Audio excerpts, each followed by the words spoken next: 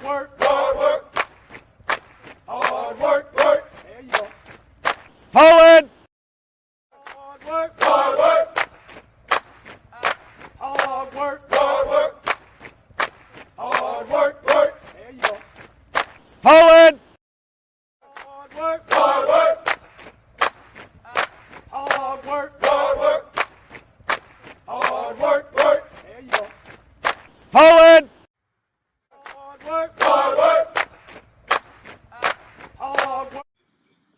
Fall in. Hey, what's good? What's good? Just good. Y'all know what it is. Y'all know what it is. Your favorite vessel of the deck coming to you live and direct. Is this thing on? What's going on? It's a illustrious, happy Friday morning. Forgive us in advance if we forget anything. We're gonna probably come fast and furious because there's a slight bit of a slight window this morning. Of course, for me, as I got to get to these people's job. What's going on, Coach? What's good with you this morning? Oh man, good morning. It's freezing out here, man. It's a winter storm. Snow getting higher and higher. That's where you at right now. What's the what would you say the feet is for up there right now? I know over the past week is over a foot of snow out there. It's got to be over a foot. But it's getting high. It snowed again last night. It snowed again yesterday. We're in the negatives out here, man. So if you're above negative, you're doing better than me. Yeah, I think we done passed that part already. It's 41 degrees here currently, so it's probably it's good looking out. The lowest I think we got last week was maybe earlier in the week was maybe about 19 or 12 or something like that. Or no, actually, I think it was 12 because when you look at it, the wind chill factor, it said it felt like 2. So, yeah. I remember my cousin who also served as well. He was up in Alaska. He was stationed in Alaska for a short for his I think his first duty station, and he was like, "Yo, man," he's like at 30 degrees. They out here in tank tops and shorts playing basketball outside. And I'm thinking like if that's acclimatization, then it's got to be crazy when anything else. So I don't know, what I'm saying. But in case, glad to have you on. Glad to have everyone on that's tapping in and tuning in for this time frame. So first the business. Have you been checking out what's going on the college landscape? Of course. A couple of things. Yeah, go ahead. We just talked about earlier. We was talking about O'Brien if he'd get another chance in the NFL. Evidently, he hasn't won a chance in the NFL. Maybe no one's hit him up yet. He's taking his talents to Ohio State to become the offensive coordinator. Yeah. Do you think you not feeling that? You don't like that idea? No. But I feel O'Brien. He just want to keep working. I thought he would. If he went back to college, he would get a head coaching job. Yeah, I thought he would be looking at a head coaching position or something. Maybe this puts him in perspective and position for a head coaching position. I realize sometimes you just got to go. You just got to go a roundabout way sometimes to get where you want ultimately. So for him, maybe going with the OC, especially for Ohio State, maybe put him in position to where he gets another opportunity somewhere. Of course, when it's all said and done, it seems like every time you turn around, the coaches the hot seat is even hot or is vacant. So he basically Day states that he wants to relieve himself of the play calling duties, and so enters O'Brien in that aspect. Additionally, what is the deal, right? So I guess we have hit a fever pitch in state when it comes down to it. Now, of course, Miami tight end has a Miami tight end who has been who was supposed to be part of the draft class that included Nick Bosa, Herbert, and all them is getting a 9th year of eligibility. That's Cam McCormick, of course, Miami, the Miami, uh, the Miami Hurricanes tight end has been granted what is his 9th year of eligibility. For the most part, he started out in Oregon, back like I said, playing the same draft class as Bosa, Jalen Hurts, um, uh, Ed Olivier, Rashawn Gary, all of them. They was playing in the same draft class, and here he is in 2004. And while they're vets, established vets, and everything like that, he's still playing in what is expected to be his final year of eligibility. So crazy for that fact of the matter. He did play at one point, but you take into consideration his redshirt year. He was injured for the vast part of his career. The additional COVID year, it puts him in where he now has a 9th year eligibility. Last year, he only caught 8 passes for 62 yards. In state, what he stated is that his career, that his goal, his dream is to be a player in the NFL. So, of course, him playing again, continued on in his college career gives him an opportunity to get, I guess you could say, get more reps. And hearing that, Coach, what do you think of it first? Could that have been you? What's going on, Commissioner Myers? Glad to have you formation this morning, sir. Good to see I don't you. know. These people getting all these extra years, man. I don't even understand it. You just making a career out of college football right now. Like 9 years. I mean, I get it. You've been hurt. I get it. All the different things, but 9 years is a bit excessive, and they got to start drawing limits. Now you starting to see why Nick Saban retired when he retired with the combination of the portal, the combination of these combination of factors. This is looking ridiculous. Like how much more? 9 years on the collegiate level. 9 years. 9 years. Like you gonna get a PhD in sports? I mean, I don't even know. I don't even understand. Like, I mean, for real. Like 9 years. That's you got an advantage, right? Like in my mind, right? In my mind, you got an advantage, right? Yeah. Like in my mind, you got a full blown advantage, Trey, over these. It's like, come on, the competition. It almost goes is back like, to how you feel about rookies in the NBA that they get another year to be considered a rookie at that point. Like you've been with the team, so that's what you kind of correlated to the same thing. Yeah, it's like how you gonna be a 2-year rookie? How you gonna be a rookie in your second year? Like it don't even make sense. Like that's not even the definition of what rookie is, right? You know what I mean? Like that's not the definition of what rookie is. It's like rookie. That's supposed to be your first year, and then it's like, hey, like that's the whole Chet Holmgren thing, right? And there's been others before him where you get this extra rookie year. It's like you are, but 9 years. That's what exactly. That's what I was saying. You got a PhD. Like, you know what I'm saying?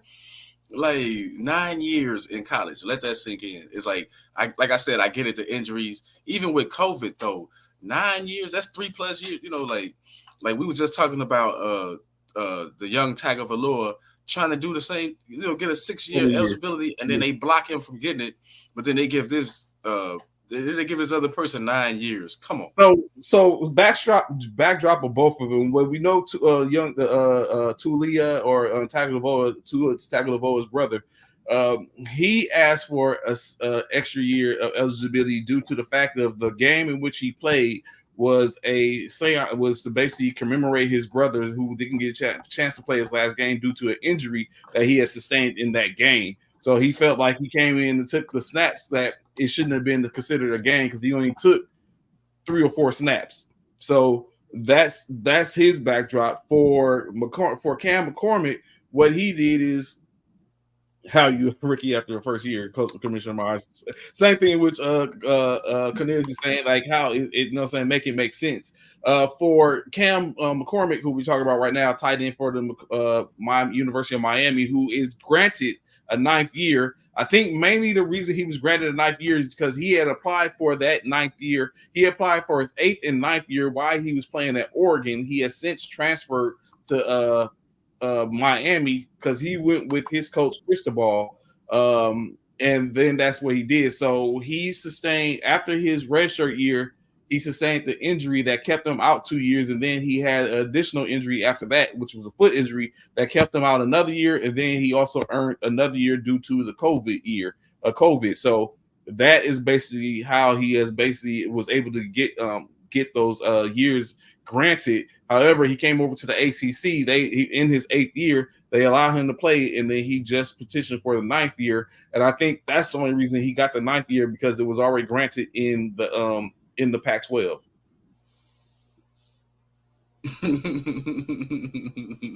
So last year, he played, I forgot how many plays he played, but he did have 8 catches for 62 yards, no touchdowns. But like I said, his goal is to get to the NFL. And so I'm very sure that's not going to get it. He doesn't have any true tape that can basically present a 30-year-old tight end, a 30-year-old receiver, a 30 years old. Like, you 30 years old? Come on, man. Remember years ago, I think he played for Oklahoma. The quarterback, I want to say his name was Jason White or something like that. He was 28 years old. How did that work out for him in the pros coming in at that age or whatever? You know, it's a 28-year-old rookie at quarterback. Come on, man. You know, come on. You got it.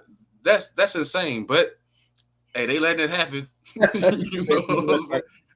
I mean, I completely understand and get what y'all saying. I'm just a messenger here at this day. Like, I mean, everyone has their dreams, and I guess he wants theirs, and the ACC is going to allow him to try to live out his. Maybe he has a ball out season, and he gets the opportunity. When he first started this, like I said, back way when 7 years ago, he was a 3-star recruit.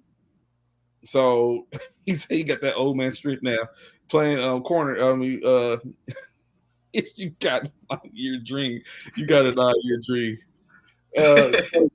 So earlier you also said so, right? You talked about why Nick Saban left or all that type of stuff. It's funny you say that, because basically 8 players at this point have left and got into the portal since Nick Saban has left from Alabama. Currently, the most sought after player, most likely that's going to be in the portal, is Sayin, who was their top 2024 draft pick.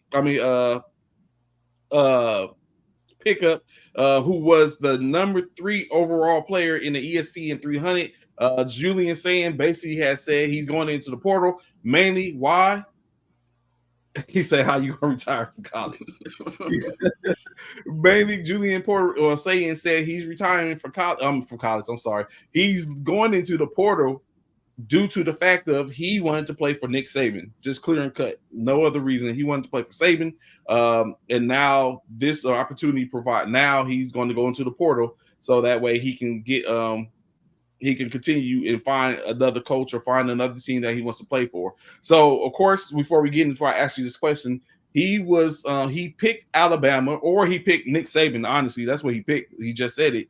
He said 401k, y'all. Why y'all get off my man Cam, man? Cam, get him off you, Cam. They not lying. They not lying. I'm all the way with them. I agree.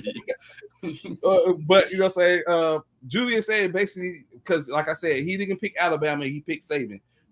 So he picked them over LSU, Ohio State, and Texas coming out of high school. He's being recruited by. He threw for 2,369 yards out of high school, 24 touchdowns, 1 interception in his last year of college. So now, so I asked this question to you, of course, everyone else. When you look at this, right, what do you think about wanting to pay specifically for a college, and what does that say to you as the incoming coach when the players just want to bounce? As not to mention that other top players like All-American safety Caleb Downs and the returning top receiver Isaiah Bond have all decided to leave amongst with other 7 other players. What does that say to you as a coach coming in? How do you feel? How would you feel? It says exactly it says exactly what you already knew because you already been in the game. Like just the Mhm. same way the Huskies was losing players, everybody gonna lose. It's like who sat in my parents' living room and said, "Hey, you come play for me, we gonna make you a star. You come play for me, we talking national championships." I mean, you feel what I'm saying? Yeah. Saban and his recruiting staff did all that. You know, Saban brought him there, so I don't blame him for saying, "Hey, I'm out of here," because I didn't sign up for this. You know, it happens a lot, right? Um, so it's like whenever coaches move on, it's like if Harbaugh was to leave Michigan, what do you think is going to happen? There's going to be people in the portal trying to get out of Michigan. Especially like Saban with his reputation. Like, who is this DeBoer? Does he have the same reputation of a Saban? No. Like, you want to play for the 7-time, you want to play for the 7-time national champion. Um, it's the is what Mhm. everybody bring to the table, right? Like you know what Nick's pedigree is. You want to be a part of that. You know what Alabama, you know what the Alabama style of players represented for the national. I mean for the college, yeah, the NCAA. You know what is represented, so that's what you want to be. Like no disrespect to DeBoer, right? Like, but I just don't know you like that. Uh-huh. And so, of course, in the same breath, one of the Boers quarterbacks from Washington is going with him to Alabama. Of course, Austin Mack. So it's like you just said, you pointed out, it goes both ways in the fact of the matter. The Boer is losing people because he's coming there. Washington is losing people because the Boer is going there, and not to mention some of those people are going over with the Boer at the end state, which makes it harder for the next coach incumbent to sit up and make it or maybe easier. Maybe he's like, I ain't want you anyway. So I mean, I guess it ends up it works out in both ways. A couple of things in college before we move on. First and foremost, the ACC is filing against Florida State for a breach of contract and seeking damages in reference to the whole debacle that came with them not being afforded the opportunity to be in the CFP and them not deciding, hey, we're not going to play in this game, and then getting crushed in their bowl game. Do you think the ACC? I mean, of course they're doing it, so they probably are. But how do you feel as a fan or a analyst on this action by the ACC? I think it's good for the ACCs. I would sue them. You cost us money. You cost us money. Like those bowl games are money. Everybody know how the money splits up. The school gets some, the conference gets some, and you cost us money with that tactic that you pulled, and it was a tacky tactic. I mean, you know what I mean. And the Florida State had a grievance against the CFP on one side. Then the ACC got a grievance with Florida State. It all balances out. It's like Florida State. Like I said, Florida State as a college, as whoever their AD is, he should be disappointed in the coach. I mean, I don't even know.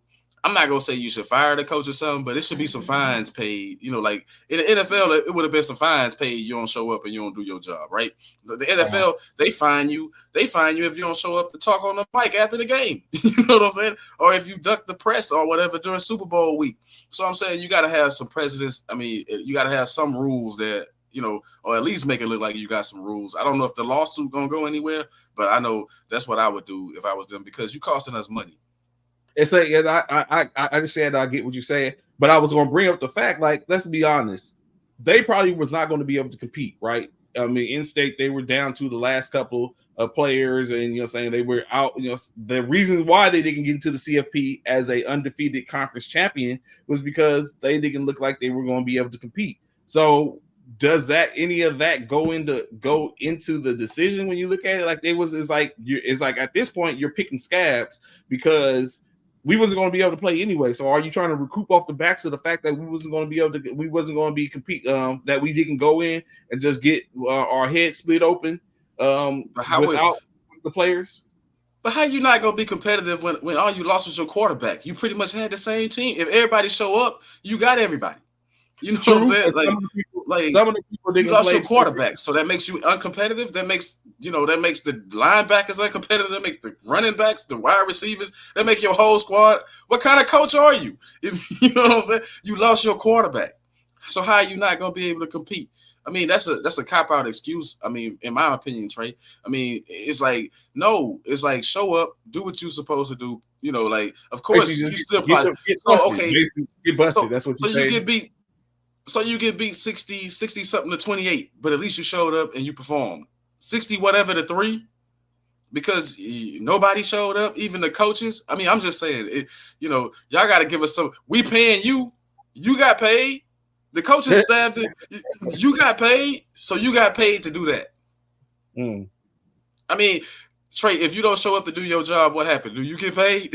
You know what I'm saying? Do you get paid? I mean, I'm just saying. Worker, you not. So if you show up for no good reason, you know what I'm saying? Do you get paid?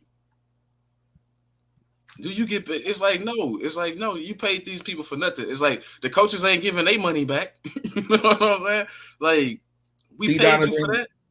See, Donovan, that's like I don't know. I'm probably the only one that's on here out of the viewers and those who will see this later that believe Florida State should not have been in the CFP.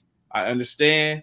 I mean, I guess you could go for it. I guess to keep the sanctity and to keep it within a perspective, they were a top 4 CFP champion, right? But when you look at it, when you break it down, it's also entertainment, and there's a reason that the rankings are chosen after said games. And the games in which they competed in against the Wisconsin game for the ACC championship, they did not look competitive. And now you're about to put them into a tournament with presumably the top 4 teams in the country. You're about to put them in that game. It just didn't make sense, D. So I don't think I can't completely go with the any given day, although it's true. I just in that aspect I can't go with it. I think the CFP did the right thing for an entertainment standpoint. It may not bode well for the tournament, but for the community, to the entertainment standpoint, they did the right thing by not putting Florida State in the CFP, because everyone not entertained, right? You know what I'm saying? It was those first 2 games was good. Washington just didn't show up in that last game, and it is what it is. Michigan is the national champion. What's good, Culture Ryan? I was just thinking about you the other day. How you doing, brother? Glad to see information with us. With Dom saying they were getting 2-string quarterback week of the playoffs. So yeah, it just didn't make sense at that point. I'll be right back. Yes, sir. Okay, so last thing, of course, when you talk about the college football, another WWE superstar has had their offspring commit to a school. Of course, that WWE superstar being none other than Bill Goldberg, and his son Gage Goldberg has committed to play at the University of Colorado under Coach Prime. Gabe is a 6', 215-pound linebacker out of Warren, Texas. So he's going to be committed going to University of Colorado. As he flipped, interestingly enough, he is one of the players who was suspected to go to University of Alabama, which Coach Saban. But once Coach Saban decided to retire, he flipped his commitment, and now he's going to play with Coach the other part of the Aflac duo in Coach Prime in Colorado. I ask you this, Slip, right quick before we continue on, maybe moving to NBA next. If you were a player or the player's father, are you going from Alabama to Colorado? It's the next big spot I can get the light, right? I'm assuming we talking about Goldberg, right? Are we talking about Goldberg, son? Yeah, Gabe Goldberg. And plus, you got that connection with Deion, man. I didn't even know that. First of all, I didn't know Goldberg played football. You didn't? Professional football. Yeah, they played on the Atlanta Falcons together. Yeah.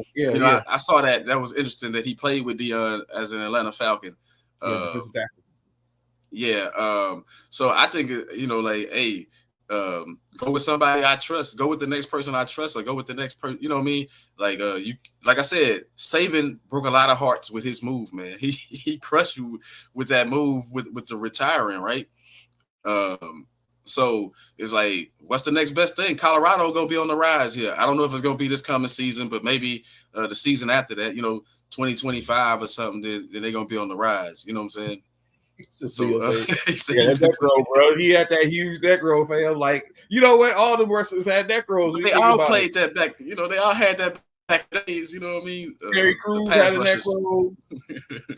Cruz had a neck roll. Rock had a neck roll. Like everyone had a neck. Hey, you get a neck roll. You get a neck roll. But yeah, so of course that. So it's funny that you just say on the rise, right? Transferring to NBA real quick. The Utah Jazz is hot stepping right now. Who would have thought it if the Utah Jazz would be a hot stepper at the end of the season? Right now, how the Utah Jazz is playing, in which you know what I mean, I know a lot of people are checking out Mark Hannon saying that he's the wind beneath their wings. Additionally, of course, Jordan Clarkson gets a lot of talk, but someone in which I have had my eye on and looked at for a while, in which I wish he would have became a Laker, because I think he could have provided something, especially being young. He's only 25 now. He's been in the league, I think, about 6 years. Is Colin Sexton, who I've always sit up and looked at. He went through some adversity because of the injuries and stuff like that. He ended up getting outdone by Darius Garland, so he was replaced and moved down the line, and then he became tradable. But he is playing, averaging 17 points a game now. Utah Jazz, where do you think the Utah Jazz is going to be by the end of the season? Sitting at home. Just that simple. They did this. To say they at home? Well, they did this last year, but earlier, remember? So it's going to be correct. Repeat. Rinse and repeat. Remember, they did this last year, but earlier. So the games are not gonna get easier. They're gonna get tighter, especially when the experienced teams start jockeying for those positions to get into the playoffs after the All-Star break. You know, after the All-Star break, certain teams start to step up, so they're gonna be sitting at home, like easily. I can say that easily. They're gonna be sitting at home, because if they in there, then you expect your Lakers not to be there, right? No, what? I mean, exactly. You can't have both. You know what I'm saying? You're not gonna have both. So the expectation is, I honestly, when I look at it, I think both of them will be in the play-in. I think the Lakers are probably going to be I think the Lakers are going to probably be 1 to 7 to 8. I think I believe that Utah will probably be that 9th or 10 by the time that in the season. I don't expect. So they go. So they gonna extend their season by 1 game, Trey. Okay. You know what I'm saying? You know, they're gonna extend their season by 1 game. They're gonna get a play-in game that don't even really count towards playoffs or regular season. They're gonna get a play-in game. You know, just go a tune-up for another team. Additionally, of course, with the switching, we know Pascal Siakam has been traded to the Indiana Pacers. That sent 3 first-rounders and Jerome Brown to the Toronto Raptors, as well as Kira Lewis going from the New Orleans Pelicans to the Raptors. At this point, who do you think won that trade? I think definitely in the long run, we know the Raptors gonna win that trade. But short term, the Pacers, provided he come in and get with it, like pick up what they doing fast, and they can build something cohesive right off the rip. Then for short term, it's going to be the Pacers. I like Siakam. I think that's a good move to get him out of Toronto. I think he could be him and Halliburton. That's going to be something good to watch. But overall, you know how that go. All those draft picks. If Toronto can't build something with those draft picks or put together a competitive squad with those draft picks, then something wrong with them. And we know Toronto historically can put together something, at least something to compete on the court. So yeah, but I want to say this about Siakam. He got to have that mindset that going in and play his role or whatever to try to they already competitive, but make them a little bit more competitive.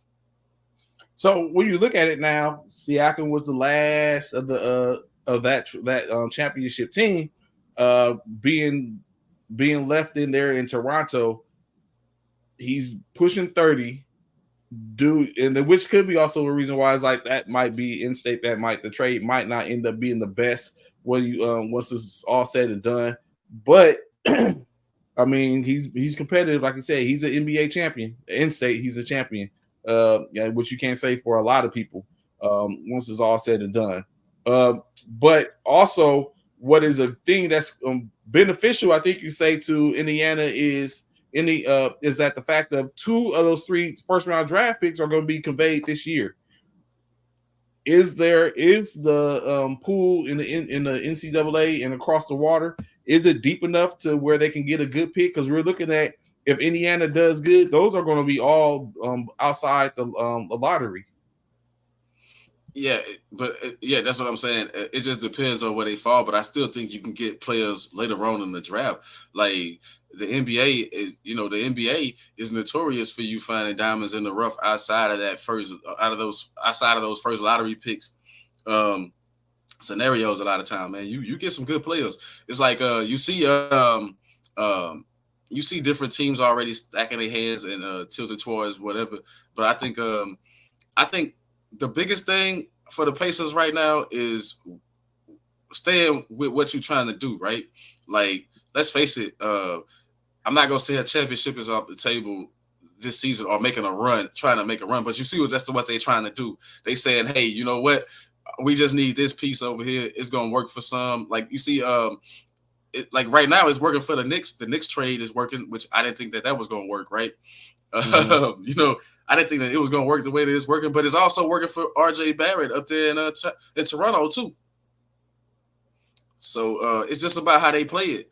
It's like you probably won't crack the top 3, well, I got Milwaukee coming out of the East this year, even though everybody got Boston, right?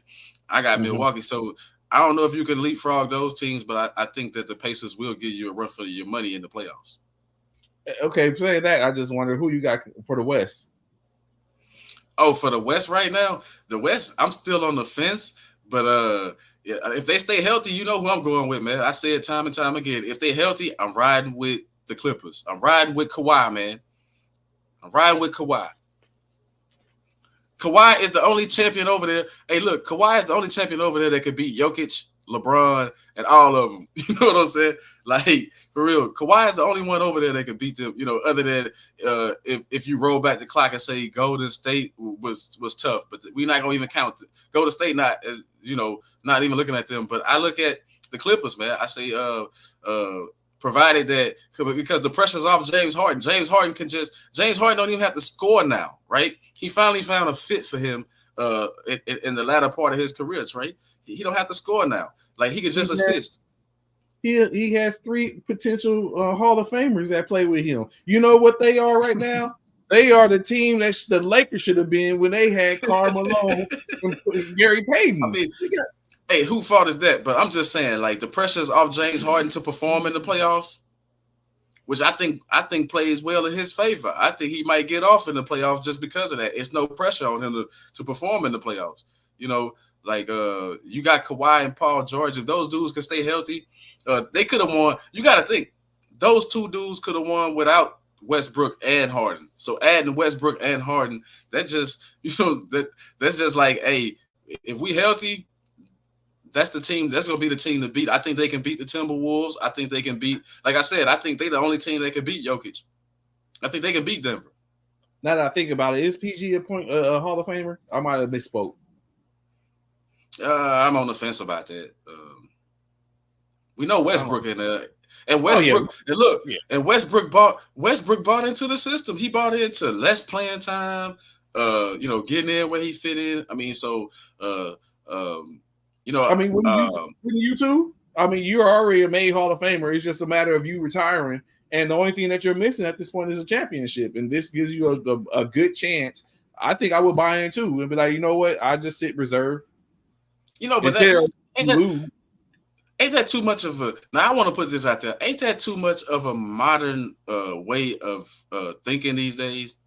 Like, the players don't even care about the championships in the prime of their careers. It's all about the numbers, the stats, the money. And then you get to a certain part in your career that you say, oh, now I don't have a championship. I mean, come on, man. Like, should that be the goal off the rip is what I'm saying? Shouldn't you be trying to win the championship? My standpoint is, yes, you should be trying to win the championship, in which he's tried. But, I mean, I just say now is the cherry on his Sunday, because he's going to be a Hall of Famer. That's solidified. Right. He's played, you know what I'm saying, and now his minutes are diminished because he's on a team that has 3 2.5 Hall of Famers that's playing in the lineup. There's not enough room for all of them to play. Because if you put Westbrook in, now that means you're taking James Harden off the point and to go to the 2.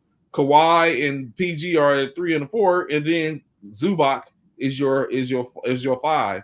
And then you got Powell and the rest of them coming. Not Powell. You got the rest of them coming off the and all them. Yeah. That's not, you know what I'm saying. So that doesn't bode well. But if you keep Russell Westbrook, which is funny, is that's what they tried to do in LA, and they got vilified for it. But that's what they're doing. That's what he is. He's basically a reserve at this point. Not even a 6 man. At least in LA, he was a 6 man, but there was vilification for it. But I get it's because it wasn't, the rosters wasn't the same.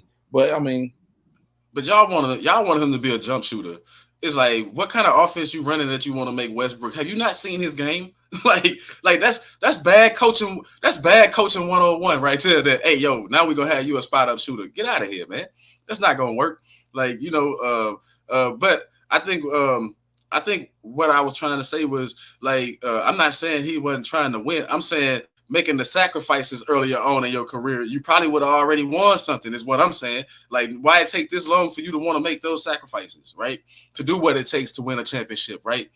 I mean, I'm just saying, when him and KD, when him and KD was together, think about that. Like, they made a championship run, a couple of championship runs where they got beat in the Western Conference Finals, where they made it all the way to the championship.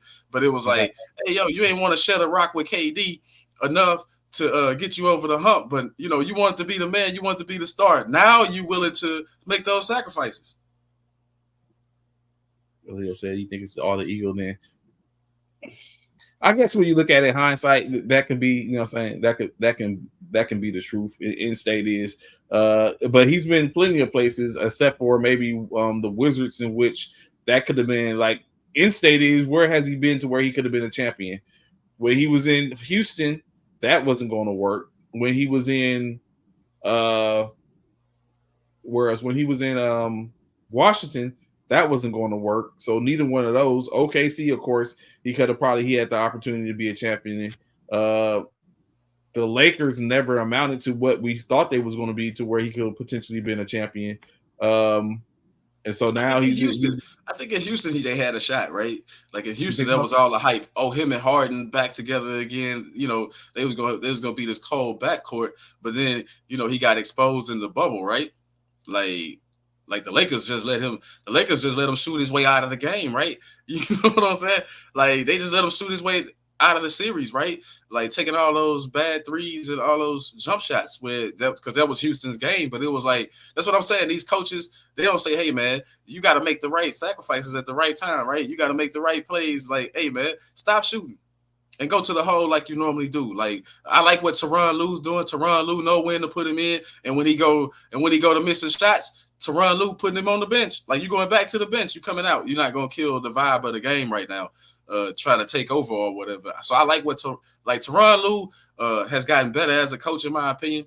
I wasn't high on him because I felt like LeBron had just made his career, because, we talked about that the other day, the collapse, but now Tyronn Lue showing that he can coach. So now, of course, when you look at the NBA, as you just talked about the Eastern Conference, your expectation is that Milwaukee comes out. Currently, Milwaukee is at the 2 seed, just 4 games behind the leading Boston Celtics. Then followed by the 76ers, the Cleveland Cavaliers, the aforementioned New York Knicks, and the Miami Heat. Of course, I love their rookie in Jaime Jaquez. I wish he was a Laker. And then, of course, the play-in right now is the Indiana Pacers. The trade which just made it. Maybe that helps them get up out the East. Get higher in the East. The Orlando Magic, who you've talked about before, and surprisingly, the Chicago Bulls and the Atlanta Hawks. Just sitting outside of that is a game behind behind the Atlanta Hawks is the Brooklyn Nets and the Toronto Raptors at 2 games behind the Atlanta Hawks for the play-in at this point. Out west, not surprisingly, I know you did say before that the Denver Nuggets are probably waiting to strike, or they're just going to buy their time, and at the end, closer to the end of the season, they're going to do what they got to do. But we currently have the Minnesota Timberwolves sitting atop the West, 2 games ahead of the hot streak in the Oklahoma City Thunder. Like I said, the Denver Nuggets coming at 3. At 4, the Clippers, New Orleans Pelicans at 5, Dallas Mavericks coming at 6, while the play-in currently is looking like the Sacramento Kings, Phoenix Suns, Utah Jazz, and the Lakers currently holding on to the 10th seed at 500, just a game ahead of the Rockets, 2 games ahead of the Warriors, and so I don't know. We'll see. All is up playing out. Look, I want to throw this out there too. What kind of message does it send if you want to be in the coaching game that one of the best coaches, probably some consider the best coach of all time, is tanking 2 years in a row? What does that say about Popovich? Do you think that's tainting what Popovich is doing? Is tainting his rep as a? I mean, come on, man, tanking 2 years in a row. You taking it back-to-back years, and we now know why, right? Yeah, you know why, right? They looking at Wembanyama's sidekick over there in France. You know, that played with him over there in France. They looking at him. They looking at picking him in the draft. No doubt, they trying to bring Wembanyama's buddy over. It's Giannis. It's Giannis part 2, except with brothers as buddies. You know what I'm saying? We're gonna try to bring your buddy over now. You know what I'm saying? Like, they tanking. Come on, man. You see how good. Everybody see how good Wembanyama is. You play him 25 minutes. Get out of here. 25 minutes in a 48-minute game. He ain't playing 30 minutes. He ain't playing 35 minutes. You play him 25 minutes. And you can win some of those games. Because you know if you play him 35 minutes, you can win some of those games. Then you would have to justify what's going on. So, hey, we just working them in a little bit. We go gradually. Nah, man. We know y'all tanking. So currently the bottom 4 sits at the Detroit Pistons, the Washington Wizards, the San Antonio Spurs, and the Portland Trail Blazers. I don't know if I believe he's taking. I didn't see that, but I can see your point. I mean, do you think Pop taking for real? You got to go. Yeah, like, 2 years in a row, Trey. He tanking. You know he tanking. Like, they play better than that, right? They tanking right now. Said Bronny to the Spurs. And what's the hype with this? What's the hype with this Bronny, man? You think he coming out after 1 year scoring 5 points? I don't know, man. So he got a late. I don't know, man. He got a late start. For one, Bronny got a late start. 2, we know a bullseye's on his back because of who his dad is, and he just doesn't live up to the he's not going to live up to his father right now, right? So, of course, what has always been said is that the younger son is probably the better of the 2, and I mean, you have to give him an opportunity. So, but for me, when I look at it as Bronny might be a late bloomer, you know what I'm saying? No different from. It's like, I think it's unfair when we sit up and look at it and we expect, you know what I'm saying, they should start these players should start just as their father did, right? What is the expectation for Carmelo Anthony's son? What's the expectation for Scottie Pippen's youngest kid? What's the expectation for what's his name? Yes, sir. What's going on, Mike? I think I'll see y'all this afternoon on Try if I could get away from my meeting. What about Kenyon Martin's son? Even if you add in the Matt Barnes twins, and I don't know, should we add in? I mean, was Matt Barnes that spectacular in state? So you know what I'm saying? So all that type of stuff, and when we look at it, is like, though we can't like Bronny or either one of his children, I mean LeBron James, any one of his children or any of those children that are out there, like, are they going to surpass their fathers? And some of them have a hard task ahead. I'm not saying that, man. I'm not saying you're gonna be better than your pops. But 5 points, 2 rebounds, 1 assist, and we talk about being in the draft. You know how hard that's an insult to the players that deserve to be in the draft. If he gets drafted, that's all I'm saying. That's an insult to the players that work their tail off. That's been there longer than him in college. That, you know what I'm saying? I mean, I'm not saying that he won't be this or that. All I'm saying is right now, what we seeing from Bronny, that's good enough for the. I mean, because LeBron said that, right? Like, oh, Bronny can play for the Lakers right now. Your team, your heralded Lakers. He said Bronny could play for the Lakers right now. It's like, man, who he replacing? It's like Does LeBron look at his teammates and say, "Man, my son better than these dudes"? I mean, I'm just saying, like, who is he replacing? D'Angelo Russell? I mean, I'm just saying, when you look at it, Gabe Vincent, who is he replacing, man? Like, so I'm just saying, like, Bronny not ready right now, and nobody got the heart to say it because it is it's LeBron, it's the King's kid, so nobody got the heart to say that with the eye test right now that Bronny not ready. I think the most points he scored 11 points the other night.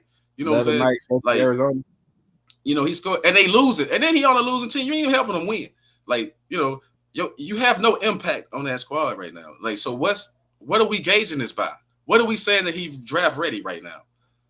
Because it's LeBron James. Because LeBron said he's ready. That's the only thing we going off of. No, he's probably not ready. Unless he catch fire. I don't know. But I mean, I would, like you said, I wouldn't. That would be an injustice or a travesty if someone was to draft him in one of two rounds. Like, it's not like it was back in the day where you had 7 rounds. You only get 2 rounds. So you're telling me that he's the top 60 player in the world at this point that's eligible? No, that's it. I don't have nothing else. No, I ain't got no hate against the young man. I'm just saying he not ready yet. You know what I mean? So Don, you can't teach height. That's in-state. You can't teach height. Like, that's a premium. Regardless if you trash or not, you can't teach height. Milcic, he had height. And he went ahead of putting. So I think that's one of Bo is. I just think Bo didn't get the right development for himself in the NBA because Bo was Giannis and Victor prior to, and yet Bo doesn't get the burn. So I don't know if you feel the same. What do you think about Bo? I think he fell short of the mark, right? But let's just face it. We all saw Manute Bol play. He was gonna be better than Manute. You know what I'm saying? He was better than Manute. Yes. I mean, come on, man. Let's not even act like Manute was all that when he played. Now, I'm not knocking a guy's NBA career. I'm just saying. You know what I'm saying? I'm just saying Bol was gonna be way better than his father. And he was gonna be pretty good. I think I agree with you. The development, right? And I just want to throw this out there for the NBA, man. Like, what are y'all talking about? Now y'all gonna be showing the thing 2 days like the NFL. You know what I'm saying? Y'all gonna be showing it 2 days on TV, on ESPN. Come on, stop it. ESPN shouldn't even, like, I wouldn't even wanted that, to be honest. Talk about the extended all-star. Extending the draft. They're gonna be showing it like the draft. They're gonna be showing, big up to the players that's gonna be in the draft, and you're gonna get your name called. It's gonna be on TV, but I don't know, man. It's like it's getting carried away. The NBA, they trying to compete. You see, they trying to compete. As always, of course. So, of course, we're very short most of y'all. Let's get down to the nitty gritty. Earlier, I forgot to say what up, right? What's going on, Nate? I'm glad you're here. Hear what we got to say about them. Hold up. Before you transition, though, because it's something you didn't mention. Yes. You didn't mention how Orlando was looking so good. Now they struggling. Like you worried about them. I think, man, they better pick it up. I know they done had a couple of people in and out of the lineup and stuff like that, but I'm like, what happened to Orlando? They was top 4 or 5. You know what I'm saying? Now they sliding down. But do you think it comes from the fact that, like we talked about before, they're a young team, just like no different from Houston, who was like that as well? They've taken the slide. Who else? Houston, Orlando. We continue to see a young Minnesota squad ascend. I mean, they're at where they're at. The only thing they can do the better is to hold on to that number 1 spot in the West, and get the number 1 spot overall in the NBA, so they can secure home court advantage throughout the course of the playoffs.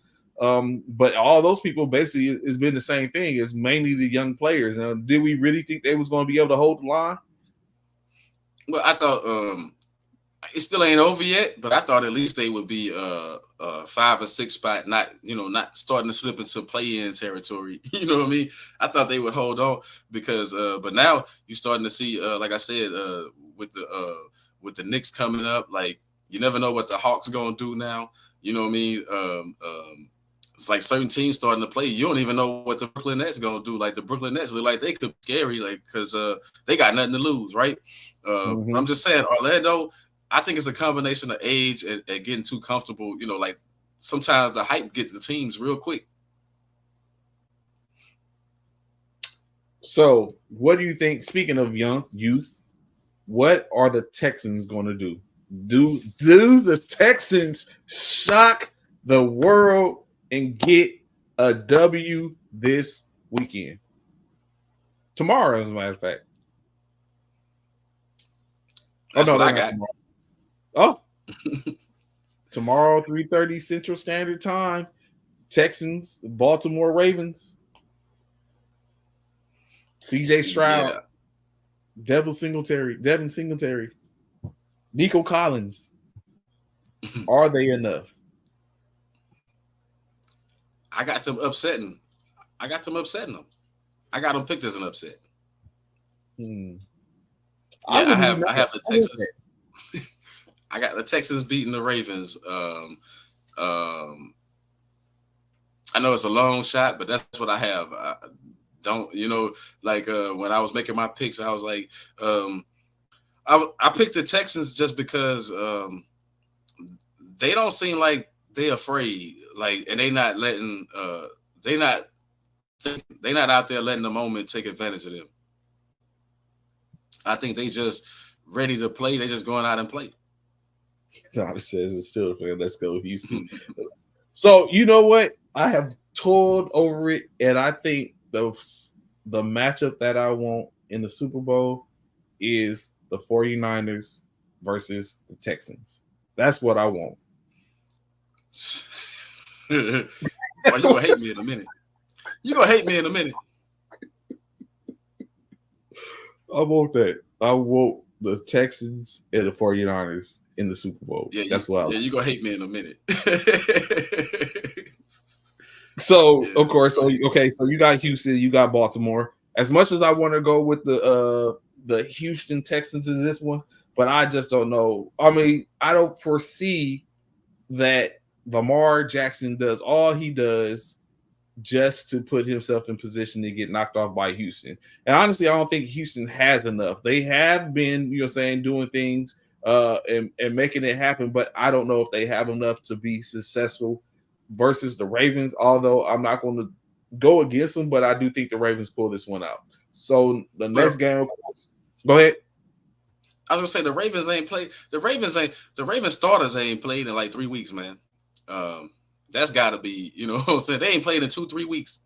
So they gonna come out. I can tell you right now, they can't come out slow. They gonna come out rusty a little bit because they ain't played in a while. But you can't come out real slow against that Texans team. I mean, you know what I'm saying? And here's the one thing. The Ravens defense has played decent all season long, right? But they can get burned every now and then on the back end. And Stroud throws the best deep ball in the game. I'm telling you, Nico Collins, go long. That's going to be the secret. They not going to change. They not playing conservative. Like, we know Harbaugh gets in these games and he starts playing conservative. The Texans are the wrong team to come in there playing conservative against. I'm just going to put that out there. So, Harbaugh, you better come out to match touchdowns. So, of course, the other game that's going to be played tomorrow, the 7:15 game on Fox, the 7th seed Green Bay Packers against the number 1 seed San Francisco 49ers. Do we get 2 upsets in the same weekend?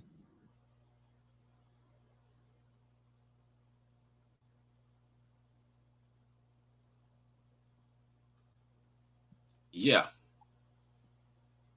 I was like, I can't hear you, but yeah. Yeah. Okay. Yeah. That's why I say you're going to hate me in a minute. The Packers are going to, the Packers are going to beat the 49ers. It's going to be a bit of irony, right? Like Matt LaFleur, take this into consideration. Matt LaFleur is in the same boat. Since he put the Packers, he in the same boat that my Cowboys is in. His Achilles heel has been Shanahan and the 49ers. I think it's going to be irony to me that he going to go to their house and beat them instead of them going to Lambeau and him losing at home. And now I just think that it's gonna show that Jordan Love is, like Aaron Rodgers couldn't get that done.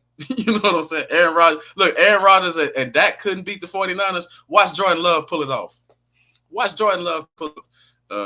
It's gonna be a close game though. But I'm gonna tell you what's gonna happen. It's gonna come down to that 49ers defense trying to stop Jordan Love on a meaningful drive, and it's not gonna happen. They're gonna see how talented. I've been telling you that Jordan Love is really, really good, and now he's gonna show you that he's really, really good against that 49er defense. He's gonna pull it out in the end. So the only thing in which I was talking to Bishop yesterday, in which we discussed a little bit, the only thing I have a quarrel with in this matchup is the consistency of those no-name receivers in which Jordan Love has at his disposal. So the Wicks and Dobbs and Christian and so they're all. That's where for me where it lies at, to where I don't know what is going to be in front of us, Reed and them. So that's what we look at, in which I don't know if we have enough to contain that for the most part. I'm hoping if the front line, the front four or the line does what it has to do, you don't even have to get a sack. Just disrupt to make it hard for Jordan Love, then we're going to see a different game. Jordan's not going to be able to do that little, I see the blitz coming, or I see the corner, the edge coming, let me throw it up. We're not going to see that. I mean, Dallas, they did it. I guess it was a lot of lost in translation, broken coverages, but I don't know if we're going to see that in San Francisco. Plus, San Francisco is a lot more physical than Dallas was, and that physicality might be able to be helpful unless LaFleur plans for the physicality and counters it. Then we might have a problem. Man, he don't have to plan for Trey. He don't have to plan for the physicality. Did you not see how Jordan Love throw the ball off one foot, off one toe? He throw the ball. He throw the ball from every angle. He throw the ball from every angle, bro. You can't coach what this young man is doing, man. You can't coach that. That's not about coaching. That's about my talent is way better than, you know what I'm saying? I mean, that's what it's gonna come down to. We know in these games it come down to talent. His talent is gonna trump whatever defense you throw at him in certain situations. I'm not saying that the defense won't be impactful at certain parts in the game. I'm saying when the game is gonna be on the line, that talent that Jordan Love got, that go out there and Matt LaFleur go out there and win that game. He gonna go out there and win that game. And plus, on the other side of things, we know I've been telling you all year long. Watch what your coach does. It's gonna be about your coach. If McCaffrey don't touch that ball 20 to 25 times, I'm talking running it. If he don't touch that ball 20 to 25 times, then you know Shanahan, your coach blows it, man. For y'all, your coach is your wild card. It ain't got nothing to do with your defense or your offense. It's the plays that your coach decide to run. If he run a reverse, if within his first 10 plays, if it's a reverse to Debo, they lose it. Within his 10 plays, I'm serious. Within his first 10 plays, if it's a reverse to Debo, y'all lose it. Any trick plays from Shanahan, y'all gonna lose. We shall see. Of course, we shall see. Of course, the next games to be played on Sunday would be basically solidifying who would be in the NFC and AFC championship. Those games, one is going to be the Tampa Bay Buccaneers facing off against the NFC Central Detroit Lions and the Tampa Bay Buccaneers. So in this game, do we see a Baker Mayfield come in exact what he was that he did last week, or is Detroit just going to be too much for them? North, correct. The NFC North. I was thinking NFL. I mean NBA. NFC North champions. You know, you was thinking old school. Remember, they used to be in the same division. It was the NFC Central, right? Back in the days, the Lions and the Bucks played in the same division. Remember that? It was like the NFC Central or something like that. You know what I'm saying? You thinking old school football? I say, man, you took me back. So Buccaneers, Lions. Do the Lions walk away with this one easily, or is it going to be a dogfight? I'm dangerous today. I picked the Lions to win that game, right? But I wouldn't be surprised if the Bucks make it close and entertaining. The only reason I picked the Lions to win that game is I think that Baker gonna throw a couple of interceptions in this one, trying to get the ball to Godwin and Mike Evans. I think he gonna throw a couple of interceptions, and I think like. The Lions are changing the narrative now, right? Like going in the later part of the season, going into the playoffs, right? Like early on, they couldn't get pressure on a quarterback. Now they can get some pressure.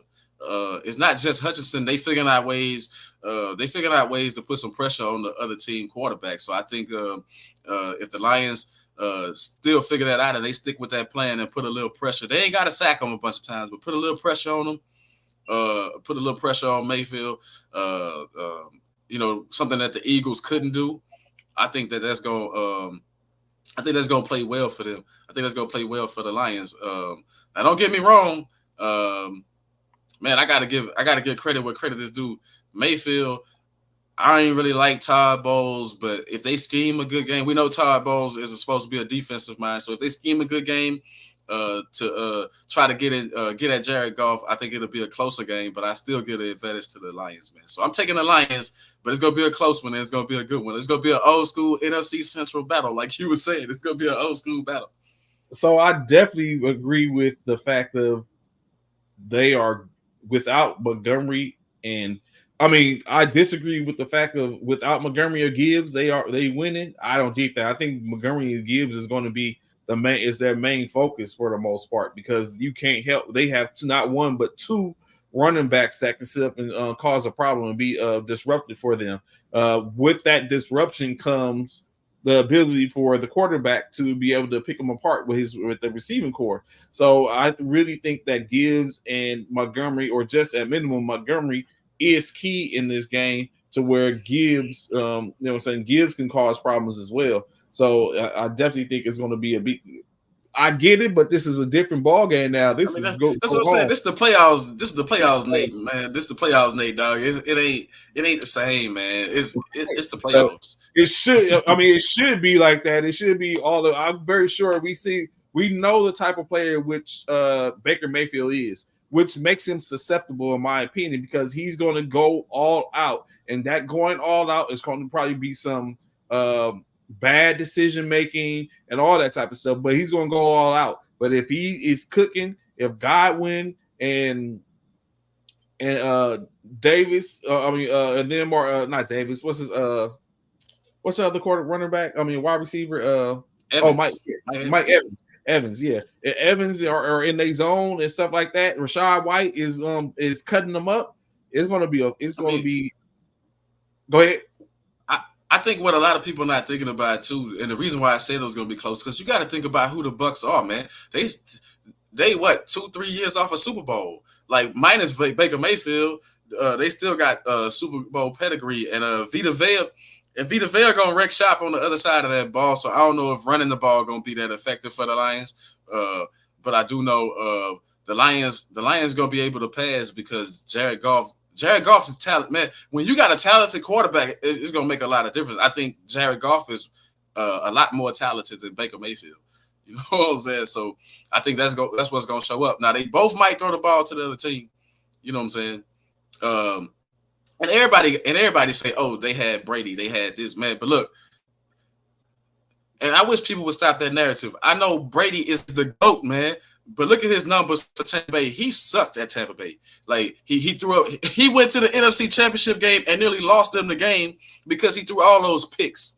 It's like, what Brady are we looking at? Like Brady was not that good at Tampa Bay. Like he won a Super Bowl. Yes, he looked good in the Super Bowl, but other than that, Brady did not look that good at Tampa Bay, man. We're not gonna make it sound like Brady looked great. So it's that defense. Yeah. That defense was good. Yeah, And I mean, I just think in this, for the most part, Tampa Bay has a chance, depending on what we get. But like we say, the term a player is going to play.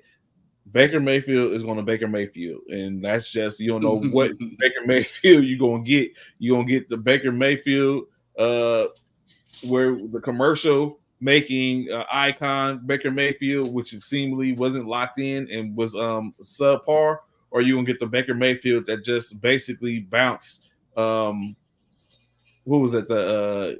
Who did they play last week? The Rams. The Eagles. The Rams. Oh, the Eagles. You're talking about the Bucks. The Lions played the Rams, and the Bucks played the Eagles. The Bucks played the Eagles. To bounce the Eagles out the champion. I mean, out opportunity to continue on. So we're gonna see. He said he had a lot of injuries and time to still control it. Mm-hmm. It's not. I think it's just a different. It's gonna be a different environment, Nate. Man. Of course, last but not least, the probably most interesting of all, the Kansas City Chiefs and the Buffalo Bills is going to lock up Kansas City, get an opportunity to continue and have another opportunity to add their third one in 10 years to their resume. But Buffalo Bills looking to get their first after going through many a million times in which they've been there. It wasn't victorious. Kansas City, Bucks, Buffalo Bills. Who you going with?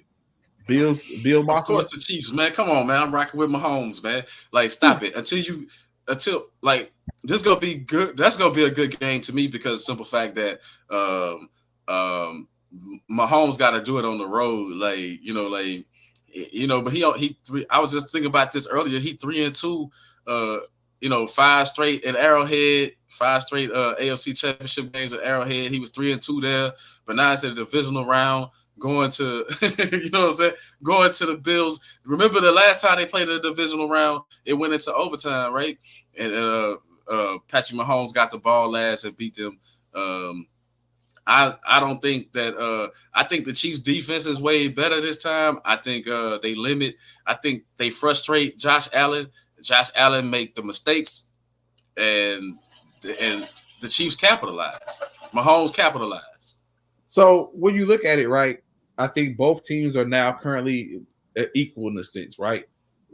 I think what Kansas City have is, we know they have Kelsey. Buffalo has Kincaid. We know Buffalo has James Cook. Kansas City has Isaac Pacheco. Kansas City has Rasheed Rice.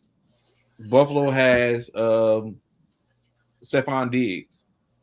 When you look at those three, and then of course Allen and Mahomes. When you look at those three, I think you're going to get more of a situation in which we might see less from the Kansas City weapons as opposed to what we're going to see from Buffalo's weapons at home.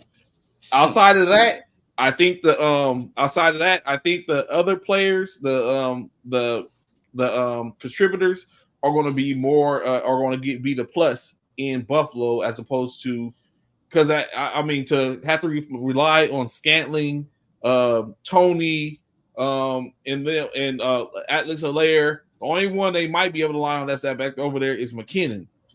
Having to rely on them, I think you're going to have a problem. And then when you look at it, once you get outside the pocket with the quarterbacks, we're talking about night and day. Josh Allen and Patrick Mahomes are two different players outside the pocket, depending on what the situation is. Mahomes is better outside the pocket, behind the line of scrimmage. For whatever reason, I don't know, but he is. But I also think it's a little shaky because he usually does something. If he's doing that, it's usually a broken play, which works for him. Outside the pocket, cross the line of scrimmage, Josh Allen is a problem. He's a running back that's coming at you downhill and is willing to deliver a hit. May not be the best decision, especially when you talk about you're in a playoff game and you're looking to go head to head with a linebacker or a running or a DB that's coming down the field that's even going to go at your legs. That potentially. So I guess it's pick your poison. But in any case, I think I'm going to go with the Buffalo Bills in this one to finally get one, basically, to finally knock off Patrick Mahomes, send him home to make him think about it for another year, and they're saying and running back next year. Every year people underestimate Spagnuolo and that defense, man, of the Kansas City Chiefs. These dudes are big and physical. They cornerbacks are big. Did you see the way they manhandled Tyreek Hill and Jalen Waddle? Them boys couldn't even get off the line of scrimmage. They couldn't even get off the. You pointed out. They couldn't even get off the line of scrimmage. You know what I'm saying? Actions. You pointed it out. They couldn't even get off the line of scrimmage. So you think they're not going to bring that same mentality to Buffalo, and they can play in those same elements? The elements are going to even it out. Stephon Diggs, I mean, the snow, the cold is going to be, it's going to be hard with the footing. The Chiefs can play on those surfaces just like the Bills can. All I'm saying is that watch Stephon Diggs struggle and watch him start crying. He going to cry. He going to be crying Sunday. He gonna be crying. He gonna be crying. He gonna be all in Josh Allen's face. Throw me. I'm open. No, you're not. And then when he open, he gonna drop it. Watch and see what I tell you. Like, this dude is notorious for dropping the ball in big games. He not gonna change. Like, he ain't changed in 10 years. You know what I'm saying? He ain't changed. Hey, your star player Stephon Diggs ain't changed in 10 years. He always blaming. He always blaming the other people, but watch, in meaningful situations, people, he drops the ball, and he gonna drop the ball Sunday. I give you that. I give you that. I would give Rasheen Rice the edge over Stephon Diggs. I was saying the other day when I was talking to Bishop, I was like, I don't see what the hoopla is with Stephon Diggs. He said he was better in Minnesota. I was like, I just don't see. You know what I'm saying? But I mean, he was better in Minnesota. That's my opinion too, Trey. He was better up in Minnesota than he was in Buffalo. Like, I'm telling you, he dropped a lot of balls, man. Like meaningful balls. That's all I'm saying. He just dropped meaningful balls in meaningful situations. Show me one time you won a game with Stephon Diggs since he's been in Buffalo. Something meaningful. Show me when. You know what I mean? For real. Show me when. It's been Josh Allen, baby. You know what I'm saying? Like, Travis Kelce caught 3 touchdown passes in a game, in a playoff game. He's done this and that. You can't say Stephon Diggs. You can say, man, he dropped them, and then he be patting his chest. It's a whole lot of my bads. It's a whole lot of my bads if you look at Buffalo playoff history with Stephon Diggs. A whole lot of beating his own chest. My bad, man. Touching his face mask. My fault. My fault, Josh. So, going in and tapping into a couple of things of this news in general in the NFL. First and foremost, your own coach, in which for the life of me, I don't get why y'all was calling for the head. Well, you know what? First, let's touch this, in which is double back into what I was getting ready to say. I had a conversation with Bishop, right? So for those of y'all that follow Bishop or are on his page, he had a little of a rant in a sense, in reference to the Philadelphia Eagles, right? Because he feels like that everyone is blaming Jalen Hurts and asking for Jalen Hurts' head when it comes to the team and their debacle this year or whatever case like that. So he feels like it had nothing to do with Jalen Hurts. He feels like it was the offensive coordinator and Nick Sirianni, who was the head coach, that are basically, in his words, trash, and they were the reason for all of this. So he felt like he had to put it out there and let it be said, stop blaming Jalen Hurts, because this is the dude who just took us to a Super Bowl just a year before and had a immense year in which they had more than enough accolades and everything putting out there last year. And then additionally, he stated that he also thought that the tush push at that point wasn't going to work because it was more than a yard and a half out in state. That was his soliloquy on why he said what he said in his rant. Why do you think who is to blame? Do you think in state should they be calling for Sirianni's head, offensive coordinator's head, or Matt Patricia? That was one of the people we talked about, or Jalen Hurts. Where do you think is that? I think everybody can get blamed, man. Like when you lose, the way that they collapsed, it was everybody. It was the players, it was the coaches, it was, you know what I'm saying? But to be saying Jalen Hurts, I already told you my feelings on Jalen Hurts, and I'm sticking by it, man. Like, these we hype up these people sometimes, man. It's like this guy's a flash in the pan quarterback, dude. I told you that was gonna happen. Without his legs, he not a pocket passer. You can't call him a pocket passer. You can't call him. He didn't run this year. That's on Jalen Hurts that his knee was hurt or whatever, and that he didn't run. That's on him not taking advantage and trying to be something that he's not. You can blame the offensive coordinator. You can blame all these people, but sometimes it comes down to the player, man. It's like I told you, Jalen Hurts wasn't going to be what he was. That was 1 year. Once the rest of the league catch up with you and know what you do, and they take that away from you, then what else you got? Do you have anything else? I think Jalen Hurts is not. I mean, no knock against Jalen Hurts. He's a starter in the league, and he went to a Super Bowl, but he lost that Super Bowl. By the way, he didn't win. So you know what I'm saying? The other guy on the other side, the more talented quarterback, won that Super Bowl, even though Jalen Hurts outplayed him. You feel what I'm saying? Uh-huh. In my opinion, Jalen Hurts outplayed him, but the more talented guy won. I mean, for real, like Jalen Hurts, he like Dak Prescott to me, man. He don't have all the talent in the world. You got to use your resources around you to play. And they last year they was able to mask his the offensive coordinator. If you want to blame the offensive coordinator, blame Steichen, because he was able to mask what Jalen Hurts didn't do well. This year it got exposed. This year is AJ Brown a bust. Like, look at the numbers. He didn't use Devontae Smith like Steichen had him using them before. Like, you know what I'm saying? Steichen had him looking at everybody. We learned that Jalen Hurts still needs to develop, man. He can't read the field well. You know what I'm saying? Under pressure, he a total different quarterback when he not running. You take away the running element from his game, and then what do you have? You got just a basic quarterback, right? You got like Baker Mayfield. I'm just saying. That's what you got. Like, I mean, for real, you got Baker Mayfield. No knock to Baker Mayfield, but that's what you got when Jalen Hurts, you know, like everybody was talking like, you know, he up there with these other quarterbacks, but he not on the level of a Mahomes or a Josh Allen, in my opinion. He hasn't been, you know, he haven't proved. The 1 year don't put you up there on that level with these dudes that have done it 5-6 years straight.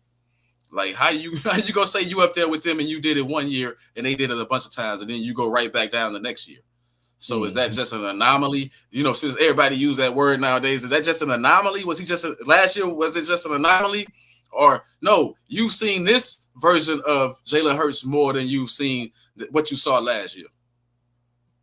So I think when you look at it, right, is it fair to say that the loss of his offensive coordinator could be a reason for his downplay, or do we, as a professional, do we expect him to have overcame that and continue to be the elite quarterback that he was last year? Well, nobody mentioned that Mahomes overcoming everything without his quarterback. I mean, without his offensive coordinator.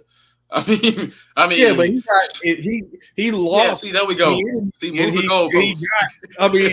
He lost Bieniemy and picked up Nagy. So I mean, he had Matt Nagy as his quarterback coach before Matt Nagy left and went coach the Bears, and it ain't affect Patrick Mahomes. What I'm saying is that we move the goalposts for certain people, man. It's like, yo, the standard is the standard. It's like, or is it a standard? All I'm saying is that, no, you're a professional athlete. You got to make the adjustments. You got to know who not there and who there, man. I mean, I'm not putting what happened to the Eagles all on Jalen Hurts. I'm saying that he got exposed. So your offense is exposed. And then they stop running Swift. They stop giving him the ball. You know what I'm saying? Like, I think that, you know, overall, let's just say overall, it's more about what you do with the opportunity that you have. It's like Jalen Hurts he wasn't healthy for parts of the season. You could tell that. But I'm just saying that he's an average quarterback when you make him have to stay in the pocket. If you don't allow him to run, you know what I mean? He's a different quarterback. You know, last year it was a huge part. It was a huge part of his game to run the ball. That RPO was killer. This year they didn't have that. You know what I'm saying? You know, they didn't have that. So I think that's the difference. I think Sirianni, I think I wouldn't be calling for Jalen Hurts' head right now, but Sirianni, I would be worried about Sirianni, because for me, when your team quits on you in a couple of games, like if they quit on you in one game, you know, I think me and you talked about that before. And that's just my look at things. If your team quit on you in one game, then you say, okay, that was just a bad moment. But they've quit on him a couple of times this year. You know what I'm saying? So you got to be worried. I'd be more worried about Sirianni. Why are you losing that locker room than I would be worried about Jalen Hurts, because you can fix what he got going on with the right people. But everybody keeps saying it's about the offensive coordinator. How about get good quarterback coaches? You know what made Tom Brady so good? Josh McDaniels was his quarterback coach for so long before he decided to think that he was a coach and this, that, whatever, right? Like, I'm just saying. Like, think about it. It's called quarterback coach. You got head coaches. You got all these different people. Man, get you a good quarterback coach to help develop these quarterbacks, and they'll be better off. So why is it the calling of McCarthy? What's good, Irma? Glad to have the information with us. I know you're cold out there in the Pacific Northwest.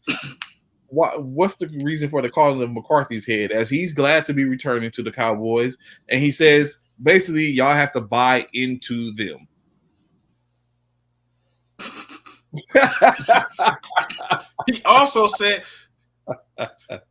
He also said, I'm loosely quoting here, people, but he also said, "Oh, we have the championship culture right here."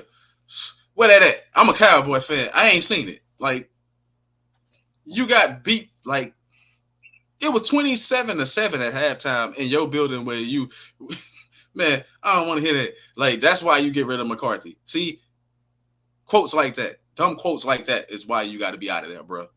Did you hear what this man said? Like, we was nowhere. We ain't look 3 straight years, 12-5, and we've won one playoff game out of having those records, 12-5. A lot of teams would love to be in our shoes or this, that, whatever. Regular season. I'm just saying, postseason, like, the team is unmotivated under you. 3 straight years, they unmotivated. Like we are not motivated to go win a playoff game with Mike McCarthy as our coach. Remember, we beat an 8-9 Tampa in the playoffs. That's what we've done with Mike McCarthy. So, yeah, I think it's different. Like, Sirianni just came from the Super Bowl. How long has he been a head coach? Like, McCarthy been a coach a long time, Trey. Like, yeah, it's like, come on. And I think Jerry Jones, I don't know. I'm just gonna put it out there. As a Cowboy fan, I'm disappointed because I don't think we want to win. You ain't even give Bill a call. Like, the Atlanta Falcons they wanted to interview him a second time, and you ain't even called Bill once. I mean, I'm just saying, we don't want to win. But, you know what I'm saying? Do you think it's a safe? But do you think it's safe? Doesn't it fortify your belief in the coach as an owner? So if you were Jerry, you would have gave Bill a call and be like, "Yo, I'm trying to see what you're trying to do." Bill, what kind of staff you thinking? You know what I'm saying? Who you thinking? Who you got? I mean, you give him a call, man. Stop it. I mean, it's at least worth a conversation. Stop it. You know what I'm saying? Hey, because everybody know Bill was waiting on that. You know what I'm saying? The rumor has it that Bill went and got a PR person to, you know what I'm saying, to help him just in case he got that Cowboy call. Man, come on. And you don't call him, man? Stop. Like I say, we ain't trying to win. You know what I'm saying? Like, here's the sad part, though. I'm going to die hard, so I'm going to be rooting for him. I'm going to be rooting for him for life, of course, so I'm going to be rooting for him next year. So I'm hoping McCarthy turn it around. But, man, come on. It don't look good. It don't look good. Look at his body language on the sideline. Sometimes I can tell how the team going to perform by how the coach is. If the coach standing there with his arms folded, all mugged up, you know what I'm saying, or all looking confused already, then the team go be confused. And that's what happens with us a lot of times. You know, it's like, man, he don't come out pumped up and saying, yeah, you know, he don't get in nobody's face. And the discipline, it shows on the discipline of the team. All the penalties, we always top 3 in penalties with this guy. I guess we'll continue to see. So we spoke earlier in reference to Chicago. Now what you have is Chicago is interviewing the USC Trojans quarterbacks coach in Cliff Kingsbury for the OC job in Chicago. What does that say? Do you think that's saying that Caleb Williams is the play, or is it saying that they're trying to give a little more air raid type offense to Justin Fields and his repertoire? I mean, it seemed like to me they saying that Justin Fields may be on the market, and they looking at Caleb Williams. But if they don't make that move, then but I think that's what it's about, like to entice Caleb Williams. But at the same time, Caleb Williams had already put out there that he didn't really want to go to Chicago. You know what I'm saying? Like he done already put that out there that if Chicago, like Chicago was taking that first overall pick, that he didn't really want to be in the draft. So yeah, I think the Kingsbury move is to try to make it appealing, maybe, you know what I'm saying, to dangle that carrot out there. But I really think they gonna get rid of. I think they gonna get rid of Fields. I think they got the writing on the wall that that's it for Fields. No disrespect to Fields. I like Fields, but I think Chicago saying, "Hey, Kingsbury coming in. Eberflus gonna be." They kept Eberflus. He gonna coach the defense. Now you got an offensive mind. Now let's bring in Caleb Williams. But they got to be worried about Caleb Williams' counter. You know what I'm saying? A few times in that draft, remember Eli Manning said, "Nope, I ain't going there." You know what I'm saying? Trade me. I'm not going there. So you know what I'm saying? Would you draft if you was looking at a talent that you was looking at drafting, you had the number 1 draft pick, and this person is standing on desk before he even get in the league talking about how he doesn't want to play for your organization, and he doesn't want to be drafted there, do you still draft that player for the most part with the intent on keeping him? Do you still draft him? I mean, you've seen it happen before, right? Like I said, it's happened before, right? Where it's been like, hey, I don't want you to draft me, but they still draft him, and then the player will be like, nah, I'm not coming there. You know what I'm saying? I'm not coming there. I mean, it's like, hey, it happens, but teams like who they like sometimes, and the picks, and then plus, this is what like when it happened with the Chargers, which was San Diego back then, they was like, well, we're gonna make this trade with the Giants, and they traded Phillip Rivers because the San Diego thought, hey, Phillip, well, we can get this out of Phillip Rivers, he'll be pretty good. Everybody thought Phillip Rivers was better than Eli Manning anyway, remember? You know what I'm saying? So look how that turned out, though. You know what I'm saying? Like who got the Super Bowl rings and who didn't? And you know what I'm saying, who disappointed year after year. So you have to look at it like Eli knew something. Eli knew that was gonna happen. You know what I'm saying? Eli was looking out for his best interest. So I think additionally, when you look at it, the Cliff Kingsbury move can also be indicative of them looking at when Cliff Kingsbury was a head coach for Arizona, in which he had what's his name, Kyler Murray. The same mode as Justin Fields, because maybe that could be a thing to where it can go either way. They can keep him and be able for him to flourish with Justin Fields, or they can decide, hey, what Nate was saying, what is Atlanta doing potentially, or is is Justin Fields a pick for an ideal for Bill Belichick to potentially coach, or it's for what people would like to see, but Justin can go just about anywhere. And see what that's going on in case they can work with him with Justin Fields, or he can work with Caleb Williams if they decide to do that. Yeah, they do. They do give themselves choices. I mean, that's a good point. Yeah. They give themselves choices, but I think you don't have a choice with Caleb Williams, who already said he didn't want to come play for you without Kingsbury.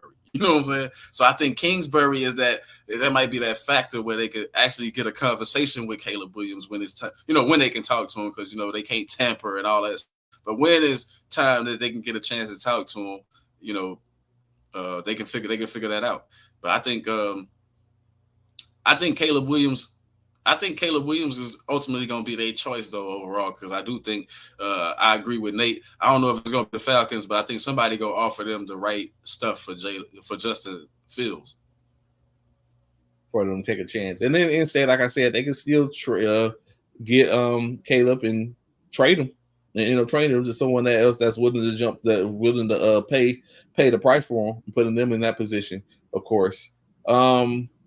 Speaking of drafting, the combine will be remaining in Indianapolis for at least through 2025. What do you think about the combine staying in the same place, or do you think it should move around? I think they move everything else around. Why not move that around, right? Like imagine how crazy the combine would be if it was in Vegas. Just saying. You know what I'm saying? Imagine how crazy that would be if it was in Vegas. That would be legit. That'd be lit. Everything is lit. I agree. Moving around, especially from a business standpoint, but I'm not sure what they're trying to establish with keeping it. I mean, it has been indie for a long time. They have made moves here and there. We got everything from your owner was on a yacht for his picks. They're saying moving around. So during the COVID year, so I think moving around this could be beneficial, of course. What did they say? The Falcons need that type of guy. He grew up as a Falcon fan and would love to play for them. I mean, I agree. I would like Justin Fields in a Falcons uniform. I think, and especially word ain't came out yet, but if they land Bill Belichick, I think that'd be a great fit. That'd be a great fit. The Falcons will be competitive. I think they'll be competitive instantly with a move like that. Going back into talking about reference to coaches, Mike Tomlin is expecting an extension in the black and gold. Do you think it's time for Mike Tomlin to hang him up? I thought so. As far as we talking retiring, right, and not going to no other team. Correct, I think, but knowing Pittsburgh's history, this is what they do, man. Like they ride their coaches and they stick with their coaches. But also, I think Mike Tomlin's decision is more about some of his players, especially, man, when the best player on your team says oh, I don't want to be here if Mike Tomlin not here. You know what I'm saying? TJ Watt spoke. TJ Watt has spoken. I do not want to be in Pittsburgh if Mike Tomlin ain't here. Hey, I don't want to be here. You know what I'm saying? If no Tomlin, then yeah. So I think when the best player on the team say stuff like that, man, you got to stick around. But Tomlin got to start playing. He got to go back to playing some meaningful football, man. Like that's the only thing I can say is that you got to come back. You've been too steady with just getting a winning record and not doing anything in the playoffs. So it's like he got to go back to winning in the playoffs. Like I said, me personally, knowing the history of the league, I thought Tomlin was going to be that first African American / black head coach that wins multiple Super Bowls, and he ain't done that yet. He only got one. Yeah, and this looks like it's getting away from him because I was thinking about, I don't think Kenny Pickett is that dude going for. It might be a little too much to sit up and draft another one. So it's like you start to kind of like linger on that line. It might be over for Tomlin at this point. As far as, I mean, he might still continue to get those winning seasons, like we talked about, like as you state all the time. Like, what good is the winning season if you can't get over the hump? And wouldn't they just say they can use Fields? Would Fields be a good pick there? Yeah, he would be a good fit with their style of play, because they run heavy, but they got to switch their mentality though. I actually think Russell Wilson would be a better fit in Pittsburgh, just because you just looking at somebody to get the ball into the hands of Johnson and Pickens, and you playing off of Warren and Najee Harris in the backfield and stuff like that. And then you relying heavy on your defense. I don't think you need so much of a slinger of the football that you need somebody that can manage and somebody that's accurate. And we do know, we learned this past season that Russell Wilson's still pretty accurate. You know what I'm saying? With 65% completions or something like that, 66%, whatever it was, he's still kind of accurate in his game. So that's really what you need. Like imagine if Rudolph, I mean, no disrespect to Rudolph, but in the playoff game you just saw against the Bills, the defense, I felt like the defense dropped the ball on the other side, and I thought Rudolph played pretty good, but at the same time, it was some throws he just couldn't make, right? Because he didn't have confidence in his arm, so he just threw it away. Try and be smart, and they can end up playing. Like I said, I think for the most part that this past weekend, some of those teams was in it, even though like the score said differently. I think a lot of those teams are still in the game up until the last part. Even the Cowboys was in it until the last bit, even though you consider it as garbage time. But they pulled within a touchdown, but it just didn't work out for them. Of course, last but not least, Jim Harbaugh has been noted saying that it's up in the air whether Andrews, their tight end, will be available. Do they need Andrews to win? Not the way Likely been playing. Not the way Likely been playing. Likely been playing, Likely. I think he played. I think he played well enough for them to have an impact on the game, which is surprising, right? Because everybody thought when Andrews went down, what they gonna do? But Likely to look like he pretty good, and he got a pretty good rapport with. So I think, like you.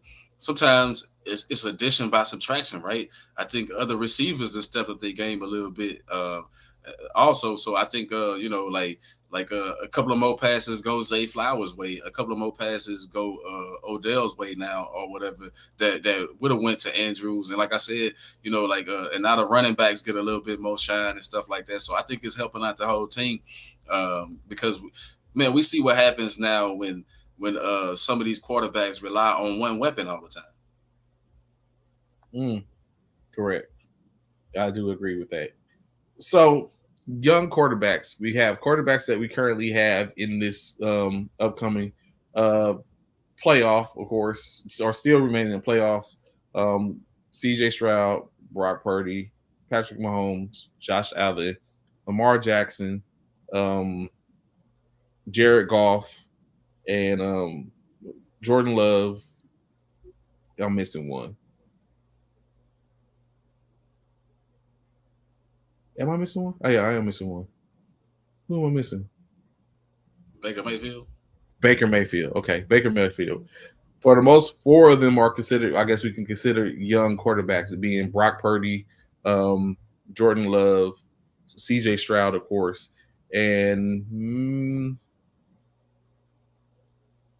3 at least. Everyone else has been around. Of course, we have we have 3 Super Bowl quarterbacks, 2 MVPs amongst the group.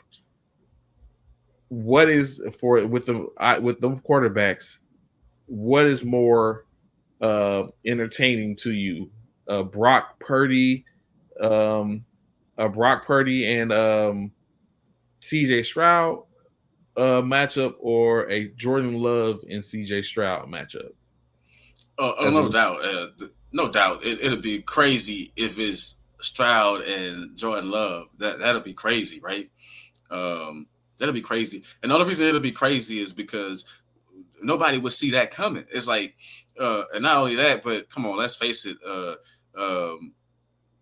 Brock Purdy not gonna get the same kind of love. I mean, by default, right? Like he don't get the same kind of love by default because of what's around him, right? Everybody always talking about the team around him. They, they always discredit Brock anyway, right? Because they gonna say it's Debo, they gonna say it's McCaffrey, they gonna say it's everything else. No matter how, the only like Brock Purdy gonna get is if he just when he play bad. You know what I'm saying? Like, let's just keep it real. If he play bad, then Brock Purdy sucks, right?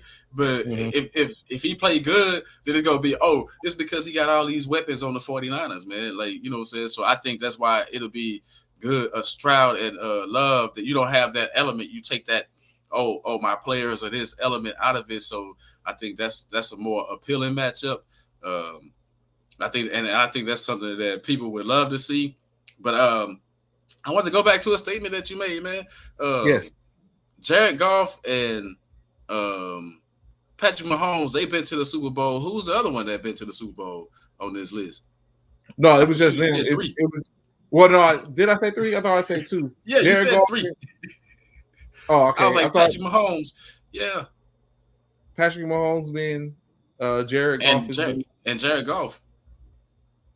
Okay, no, yeah. So maybe it was 3, or was I? Let me see, 1, 2.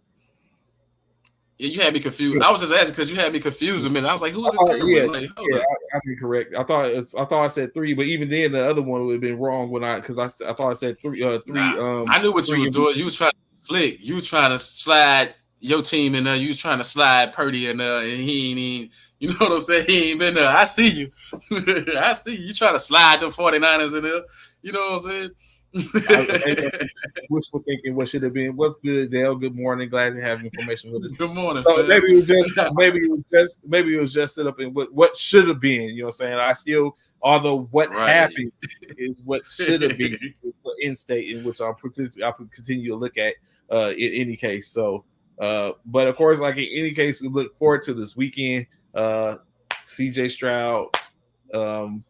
Does he continue on? Because right now you can say he's the darling, even though they're the 4th seed and we have a 7th seed that's in the league. But in state is CJ Stroud, Jordan Love. Although you know what, I stand corrected. Jordan Love isn't young. Jordan Love has been in the league for 4 years.